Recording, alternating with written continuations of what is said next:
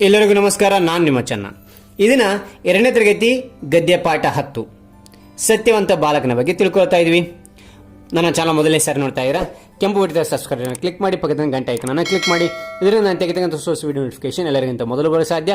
ಅದೇ ತೆರನಾಗಿ ಲೈಕ್ ಕೊಡೋದು ಮರಿಬೇಡಿ. ಲೈಕ್ ಕೊಡೋದ್ರ ಮೂಲಕ ಇನ್ನೊಂದು ವಿಡಿಯೋ ತೆಗೆದರೆ ಪ್ರೋತ್ಸಾಹ ಮತ್ತು ಹುಮ್ಮಸ್ಸು ಬರುತ್ತೆ ಅಂತ ಹೇಳ್ತಾ, ಹಾಗಾದರೆ ಈ ಒಂದು ಪಾಠದಲ್ಲಿರ್ತಕ್ಕಂತಹ ಪಾಠ ಪೂರ್ವ ಚಟುವಟಿಕೆ ಬಗ್ಗೆ ನೋಡ್ತಾ ಇದ್ದೀವಿ. ಓಕೆನಾ? ಪಾಠ ಪೂರ್ವ ಚಟುವಟಿಕೆ. ಚಿತ್ರದಲ್ಲಿರುವ ವ್ಯಕ್ತಿಗಳನ್ನು ಗುರುತಿಸಿ ಖಾಲಿ ಜಾಗದಲ್ಲಿ ಅವರ ಹೆಸರನ್ನು ಬರೆ ಅಂತಿದೆ. ಇಲ್ಲಿ ಖಾಲಿ ಜಾಗ ಕೊಟ್ಟಿದ್ದಾರೆ. ಓಕೆನಾ? ನಾನು ಆಲ್ರೆಡಿ ಇಲ್ಲಿ ಬರೆದಿದ್ದೇನೆ. ಓಕೆನಾ? ಟೈಮ್ ವೇಸ್ಟ್ ಆಗುತ್ತಂತ ಇಲ್ಲಿ ಬರೆದಿದ್ದೇನೆ. ಅವರ ಚಿತ್ರವನ್ನು ನೋಡಿ. ಇವ್ರು ಯಾರು ಅಂತಂದರೆ ಇವರ ಹೆಸರು ಸುಭಾಷ್ ಚಂದ್ರ ಬೋಸ್. ಓಕೆನಾ? ಅದಾದ ನಂತರ ಇವ್ರು ಯಾರು ಎಲ್ಲರಿಗೂ ಗೊತ್ತಿರುತ್ತೆ. ಇವರು ಗಾಂಧೀಜಿ. ಎಲ್ಲರೂ ಕೂಡ ಗಾಂಧಿ ತಾತ ಅಂತ ಕರೀತಾರೆ. ಓಕೆನಾ? ಇವ್ರು ಯಾರು? ಇವರು ಡಾಕ್ಟರ್ BR ಅಂಬೇಡ್ಕರ್. ಓಕೆನಾ? ರೈಟ್. ಇವರು ಡಾಕ್ಟರ್ APJ ಅಬ್ದುಲ್ ಕಲಾಂ. ಇವರ ಹೆಸರು ಮದರ್ ತೆರೇಸಾ. ಇವರು ಡಾಕ್ಟರ್ ಸರ್ವೇಪಲ್ಲಿ ರಾಧಾಕೃಷ್ಣನ್. ಓಕೆನಾ? ಶಿಕ್ಷಕ ದಿನಾಚರಣೆ ಆಚರಣೆ ಮಾಡ್ತಿರಲ್ಲ, ಆ ದಿನದಂದು ಯಾರು? ಸರ್ವೇಪಲ್ಲಿ ರಾಧಾಕೃಷ್ಣ ಅವರು ಜನಿಸಿದ್ದಾರೆ. ಓಕೆನಾ ಮಕ್ಕಳೇ? ಪ್ರತಿಭಾ ದೇವಿ ಸಿಂಗ್ ಪಾಟೇಲ್. ಓಕೆನಾ? ಇವರು ಮೊಟ್ಟ ಮೊದಲ ಮಹಿಳಾ ರಾಷ್ಟ್ರಪತಿಗಳು ನಮ್ಮ ಭಾರತ ದೇಶಕ್ಕೆ. ಸರಿನಾ? ಇವರು ಸ್ವಾಮಿ ವಿವೇಕಾನಂದ. ಇವರು ಸಾಲು ಮರದ ತಿಮ್ಮಕ್ಕ. ಇವರು ಸಾಲಾಗಿ ಎಷ್ಟೋ ಸಾವಿರ ಮರಗಳನ್ನು ಇವರು ನೆಟ್ಟಿದ್ದಾರೆ. ಆದ ಕಾರಣ ಇವರಿಗೆ ಸಾಲು ಮರದ ತಿಮ್ಮಕ್ಕ ಅಂತ ಹೆಸರು ಬಂದಿತ್ತು. ಓಕೆನಾ ಮಕ್ಕಳೇ? ಸರಿ, ಹಾಗಾದರೆ ಈಗ ನಾವು ಸತ್ಯವಂತ ಬಾಲಕನ ಪಾಠದ ವಿವರಣೆಯನ್ನು ನಾವು ನೋಡ್ತಾ ಹೋಗೋಣ. ಓಕೆನಾ? ಪಕ್ಕದಲ್ಲಿ ನಾನು ಚಿತ್ರ ತೋರಿಸ್ತಾ ಹೋಗ್ತೇನೆ, ಇಲ್ಲ ಮೇಲೆ ನಾನು ಪೆನ್ಸಿಲ್ನಿಂದ ಚಿತ್ರವನ್ನು ತೋರಿಸ್ತಾ ಹೋಗ್ತೇನೆ ನೋಡಿ. ಓಕೆನಾ? ಈಗ ಮೊದಲನೇದಾಗಿ ಏನಾಯಿತು ಅಂತಂದರೆ, ಗುರುಗಳು ತರಗತಿಗೆ ಬರುವುದನ್ನು ಕಂಡರು. ಗುರುಗಳು ತರಗತಿಯ ಸಮೀಪ ಬರ್ತಾ ಇದ್ದಾರಂತೆ. ಅವಾಗ ಕೂಡಲೇ ಮಕ್ಕಳು ಸದ್ದು ನಿಲ್ಲಿಸಿ ಕುಳಿತರು. ಅವಾಗ ಒಬ್ರಿಗೊಬ್ರು ಗಲಾಟೆ ಮಾಡ್ತಾ ಇದ್ರು. ನಿಮ್ಮ ಕ್ಲಾಸ್ನೊಳಗೆ ಯಾರು ಸರ್ ಇಲ್ಲ ಅಂತ ತಿಳ್ಕೊಳ್ರಿ. ಅವಾಗ ಏನು ಮಾಡ್ತಾರೆ, ನೀವು ಒಬ್ರಿಗೊಬ್ರು ಗಲಾಟೆ ಮಾಡ್ಕೊಳ್ತಾ ಇರ್ತೀರಿ. ಶಬ್ದ ಬರ್ತಾನೆ ಇರ್ತದೆ, ಮಾತಾಡೋ ಶಬ್ದ ನೋಡಿ. ಮಕ್ಕಳ ಶಬ್ದ ಕೇಳ್ತಾ ಇದೆಯಾ? ಈ ರೀತಿಯಾಗಿ ಸದ್ದು ಮಾಡ್ತಿದ್ರಂತೆ. ಅವಾಗ ಸಾರ್ ಬರೋದು ನೋಡಿ ಅವರೆಲ್ಲರೂ ಕೂಡ ಏನಾಯ್ತು, ಸೈಲೆಂಟ್ ಆದರು. ಗುರುಗಳು ಒಳಗೆ ಬಂದರು. ಅವಾಗ ಕ್ಲಾಸ್ನೊಳಗೆ, ತರಗತಿಯೊಳಗೆ ಗುರುಗಳು ಬರ್ತಾ ಇದ್ದಾರೆ ನೋಡಿ. ಚಿತ್ರ ಕಾಣ್ತಾ ಇದೆಯಾ? ಗುರುಗಳು ಕ್ಲಾಸ್ನೊಳಗೆ ಬಂದ್ರಂತೆ, ತರಗತಿಯೊಳಗೆ ಬಂದರು. ಮಕ್ಕಳು ನಿಂತು ಗುರುಗಳಿಗೆ ವಂದಿಸಿದರು. ಆಗ ಸರ್ ಬಂದು ನಿಂತ ತಕ್ಷಣ ಏನಾಗುತ್ತೆ ಅಂತಂದರೆ, ಗುರುಗಳು ಬಂದ ತಕ್ಷಣ ಏನಾಗುತ್ತೆ, ನೀವು ಹೇಳ್ತೀರಾ ಗುಡ್ ಮಾರ್ನಿಂಗ್ಸ್, ಗುಡ್ ಆಫ್ಟರ್ನೂನ್ಸ್ ಅಂತ ಹೇಳ್ತಿರೋ ಅದೇ ತೆರನಾಗಿ ಮಕ್ಕಳು ಕೂಡ ಏನು ಮಾಡಿದ್ರು ಅಂದರೆ ವಂದಿಸಿದ್ರಂತೆ. ಓಕೆನಾ? ಗುರುಗಳು, ಮಕ್ಕಳೇ ಈ ದಿನ ಪಾಠವನ್ನು ಪ್ರಾರಂಭಿಸೋಣವೇ ಎಂದರು. ಏನು, ಈ ದಿನ ಪಾಠವನ್ನು ಲೆಸನನ್ನು ಪ್ರಾರಂಭ ಮಾಡೋಣ ಅಂತೇಳಿ ಗುರುಗಳು ಹೇಳಿದ್ರಂತೆ. ಅವಾಗ ಏನಾಯ್ತು, ಮಕ್ಕಳು ಏನು ಹೇಳಿದರು ಅಂತಂದರೆ, ಮಕ್ಕಳೆಲ್ಲ ಆಗಲಿ ಗುರುಗಳೇ, ಆಗಲಿ ಗುರುಗಳೇ ಎಂದರು. ಮಕ್ಕಳೇನಂದ್ರು, ಆಗಲಿ ಸರ್, ಪ್ರಾರಂಭ ಮಾಡೋಣ ಸರ್, ಓಕೆ ಸರ್ ಅಂತಂತಂದರು. ಅವಾಗ ಏನಾಯಿತು ಅಂದರೆ, ನಾನು ನಿನ್ನೆ ದಿನ ನೀಡಿದ್ದ ಲೆಕ್ಕವನ್ನು ಯಾರು ಮಾಡಿಕೊಂಡು ಬಂದಿದ್ದೀರಿ ಎಂದು ಕೇಳಿದರು. ಅವಾಗ ಗುರುಗಳು ಹೇಳಿದ್ರಂತೆ, ನಾನು ನಿನ್ನೆ ಲೆಕ್ಕ ಕೊಟ್ಟಿದ್ನಲ್ಲೋ, ಮನೆ ಕೆಲಸ ಅದು ಹೋಮ್ವರ್ಕ್ ಕೊಟ್ಟಿದ್ನಲ್ಲೋ, ಯಾರು ಮಾಡ್ಕೊಂಬಂದಿರಿ ನೀವೆಲ್ಲ ಅಂತೇಳಿ ಗುರುಗಳು ಕೇಳ್ತಾರಂತೆ. ಮಕ್ಕಳೆಲ್ಲ ಮೌನವಾಗಿ ಕುಳಿತರು. ಅವಾಗ ಎಲ್ಲರೂ ಕೂಡ ಸೈಲೆಂಟಾಗಿ ಕುಂತುಬಿಟ್ಟಾರೆ, ಯಾರು ಮಾಡ್ಕೊಂಬಂದಿಲ್ಲ. ಅವಾಗ ಏನಾಗುತ್ತೆ ಅಂದರೆ, ಅವರಲ್ಲಿ ಒಬ್ಬ ಬಾಲಕ ಎದ್ದು ನಿಂತನು. ಆ ಗುಂಪಿನ ವಿದ್ಯಾರ್ಥಿಗಳು ಕಾಣ್ತಾ ಇದ್ದಾರೆ ಇಲ್ಲಿ. ಇದರೊಳಗೆ ಒಬ್ಬನು ಎದ್ದು ನಿಂತ್ಕೊಂಡಿದೆ, ಇಲ್ಲಿ ನಿಂತ್ಕೊಂಡು ನೋಡಿದ್ವಿ. ಓಕೆನಾ? ಎದ್ದು ನಿಂತನು. ಎದ್ದು ನಿಂತು ಏನು ಹೇಳಿದ್ನ ಅಂತಂದರೆ, ಗುರುಗಳೇ, ನಾನು ಲೆಕ್ಕವನ್ನು ಮಾಡಿ ತಂದಿದ್ದೇನೆ ಎಂದು ಹೇಳಿದನು. ಇವಳು ಹೇಳ್ತಾನೆ, ಗುರುಗಳೇ, ನಾನು ಲೆಕ್ಕ ಮಾಡ್ತಂದಿನಿ ನೋಡ್ರಿ ಅಂತ ಹೇಳಿ ತೋರಿಸ್ತಾನಂತೆ. ಓಕೆನಾ? ಅವಾಗ ಏನಾಯಿತು ಅಂತಂದರೆ, ಗುರುಗಳು ಆ ಹುಡುಗ ಮಾಡಿ ತಂದಿರುವ ಲೆಕ್ಕವನ್ನು ಪರಿಶೀಲಿಸಿದರು. ಅವಾಗ ಪರಿಶೀಲನೆ ಮಾಡ್ತಾರೆ, ನೀವು ಕರೆಕ್ಟ್ ಆಗಿದೆ, ಪುಸ್ತಕ ಐತೆ ತೋರಿಸು, ಲೆಕ್ಕ ಮಾಡಿದ ಪುಸ್ತಕ ಅಂತೇಳಿ ತೋರಿಸಿದ ನಂತರ ನೋಡ್ತಾರೆ, ಪರಿಶೀಲನೆ ನೋಡ್ತಾರೆ. ಪರಿಶೀಲನೆ ಮಾಡೋದಂದರೆ, ಪರಿಶೀಲಿಸು ಅಂದರೆ ಪರೀಕ್ಷಿಸು ಅಂತೇಳಿ ಅರ್ಥ ಆಗುತ್ತೆ. ಪರಿಶೀಲಿಸ್ತಾರೆ. ಪರೀಕ್ಷಿಸಿದ ನಂತರ ಏನಾಯಿತು, ಎಲ್ಲವೂ ಸರಿಯಾಗಿದ್ದವು. ಅವೆಲ್ಲ ಲೆಕ್ಕ ಕೂಡ ಸರಿಯಾಗಿದ್ದವು. ಅವರಿಗೆ ವಿದ್ಯಾರ್ಥಿಯ ಮೇಲೆ ಅಭಿಮಾನ ಮೂಡಿತು. ಆಹಾ, ಗುಡ್, ಒಳ್ಳೆ ವಿದ್ಯಾರ್ಥಿ ಇದ್ದಾನೆ ಇವನು, ಎಲ್ಲ ಲೆಕ್ಕನೂ ಕರೆಕ್ಟಾಗಿ ಮಾಡ್ಕೊಂಬಂದಿದ್ದಾನೆ ಅನ್ನೋ ಅಭಿಮಾನ ಅವರಲ್ಲಿ ಮೂಡಿತು. ಆಗ ಬಾಲಕನಿಗೆ, ಭೇಷ್, ನೀನು ಜಾಣ, ಬಾ ಮುಂದಿನ ಸಾಲಿನಲ್ಲಿ ಕುಳಿತುಕೋ ಎಂದರು. ಬಾ ನೀನು ಒಳ್ಳೆಯ ವಿದ್ಯಾರ್ಥಿ ಇದೆಯಾ, ಮುಂದಿನ ಸಾಲ ಅಂದರೆ ಈ ಬೆಂಚ್ ಇದೆಲ್ಲ ಇಲ್ಲಿ ಕುಂತ್ಕೊಂಡಿದ್ದಾನೆ, ಮುಂದೆ ಬಂದು ಕುಂತ್ಕೋ, ನಿನ್ನ ಎಲ್ಲ ಲೆಕ್ಕಗಳೆಲ್ಲ ಚೆನ್ನಾಗಿ ಅರ್ಥ ಆಗ್ತಾವೆ, ಬಾ ಇನ್ನೂ ಮುಂದೆ ಬಾ ಅಂತೇಳಿ ಗುರುಗಳು ಈ ವಿದ್ಯಾರ್ಥಿ ಹೇಳ್ತಾರಂತೆ. ಓಕೆನಾ. ಹೇಳಿದ ನಂತರ ಅದಾದ ನಂತರ ಏನಾಯಿತು ಅಂತಂದರೆ, ಆದರೆ ಆ ಬಾಲಕ ನಿಂತಲ್ಲಿಯೇ ನಿಂತಿದ್ದ. ಏನು ಮಾಡಿದ್ನ, ಮುಂದಕ್ಕೆ ಬರಲೇ ಇಲ್ಲಂತೆ, ಅಲ್ಲೇ ನಿಂತ್ಕೊಂಡ್ಬಿಟ್ಟಿದ್ದಾನಂತೆ.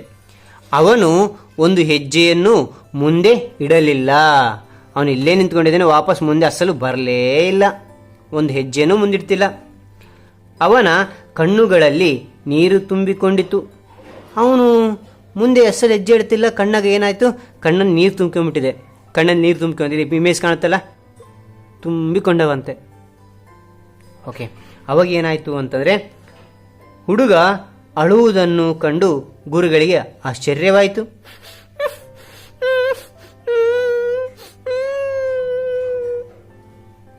ಏನಪ್ಪ, ನಿನಗೆ ಮುಂದಿನ ಸಾಲಿನಲ್ಲಿ ಕುಳಿತುಕೊಳ್ಳಲು ಇಷ್ಟವಿಲ್ಲವೇ? ಅವಾಗ ಗುರುಗಳು ಕೇಳ್ತಾರೆ, ನಿನಗೆ ಮುಂದಿನ ಸಾಲಿನೊಳಗೆ ಫಸ್ಟ್ ಲೈನ್ ಒಳಗೆ ಕುಳಿತುಕೊಳ್ಳೋಕೆ ನಿನಗೆ ಇಷ್ಟಿಲ್ಲೇನು, ಮನಸ್ಸಿಲ್ಲೇನು ಕುಳಿತುಕೊಳ್ಳೋಕ್ಕೆ ಅಂತೇಳಿ ಕೇಳಿದ್ರಂತೆ. ಅವಾಗೇನಾಯಿತು, ಆ ಬಾಲಕನಿಗೆ ಸುಳ್ಳು ಹೇಳುವ ಮನಸ್ಸು ಬರಲಿಲ್ಲ. ಅವನ ಮನಸ್ಸು ಹೇಗಿತ್ತಂದ್ರೆ ಸುಳ್ಳು ಹೇಳೋಕ್ಕಾಗಲಿಲ್ಲಂತೆ. ಏನೋ ಒಂದು ಸುಳ್ಳನ್ನು ಹೇಳಿದಾನೆ. ಏನು ಆ ಸುಳ್ಳು ಅನ್ನೋದು ನೋಡ್ತಾ ಹೋಗೋಣ. ಅದಕ್ಕಾಗಿ ಅವನು, ನನ್ನನ್ನು ದಯವಿಟ್ಟು ಕ್ಷಮಿಸಿಬಿಡಿ ಗುರುಗಳೇ, ನಾನು ಲೆಕ್ಕವನ್ನು ಸ್ವಂತ ಮಾಡಿಲ್ಲ, ಬೇರೆಯವರ ನೆರವಿನಿಂದ ಮಾಡಿಕೊಂಡು ಬಂದಿದ್ದೇನೆ ಎಂದು ಹೇಳಿದನು. ಆ ಹುಡುಗ ಅತ್ಕೊಂತ ಹೇಳ್ತದೇನಂತೆ.